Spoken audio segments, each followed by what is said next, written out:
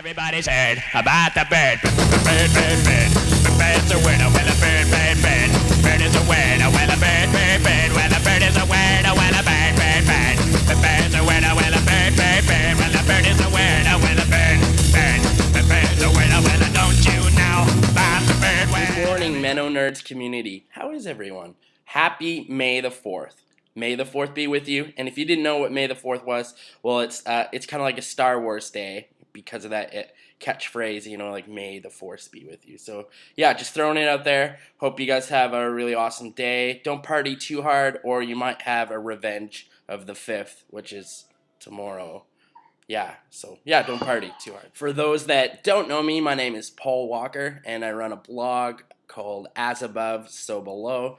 You can check it out in the links. I'm sure Robert will put that there. Shout out to Steve, Michael, and Deborah. You guys have been talking about books, and it's been really interesting just kind of seeing what you guys kind of recommend.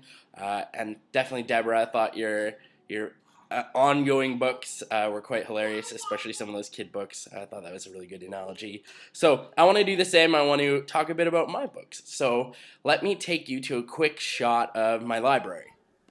Books, books, books! Oh look, there's the Naked Anabaptist. One of the favorite books of Anabaptist because of the word naked. Now, here's the thing. My library used to be huge. What I showed you is like very, very small of what it used to be. I used to have rows upon rows, epic literature everywhere. I really miss the size of my library. So you might be asking what happened to all of that. Well, let me tell you. Olivia here is going to help me tell this story. So the year was 2013, and my wife and I had accepted a position in Morpeth, Northumberland, which is in England. So we sold everything. We sold our entire lives, and we went overseas.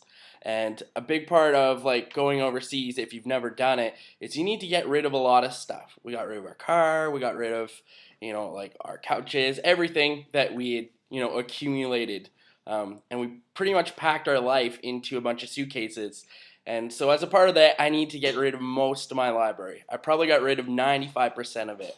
And that's why my library is so small today. So in 2013, when I had to sell so many books, I made a transition. And now if I were to show you where the mass database of my library is, it's in this here device. This is my... I guess it's my Kobo here, although I put Kindle books on it. Long story, you can ask me a question about that later.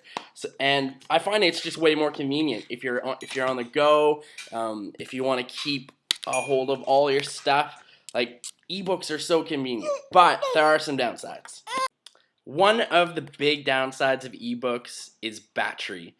Without battery life, you won't be able to read your book. That's kind of an inconvenience for some of us, especially if you're out on a long road trip or in the middle of nowhere. If you don't have battery, you're not reading anymore. Another downside to ebooks is something I used to do, and I still do with regular, like when I get a hard copy book, right? Something like this. I write notes in it and I highlight, but you can't really do that, I find, at least in a very fluent way in ebooks. So sometimes if I want to make notes, I'm usually opening up a separate like page document or a Word document.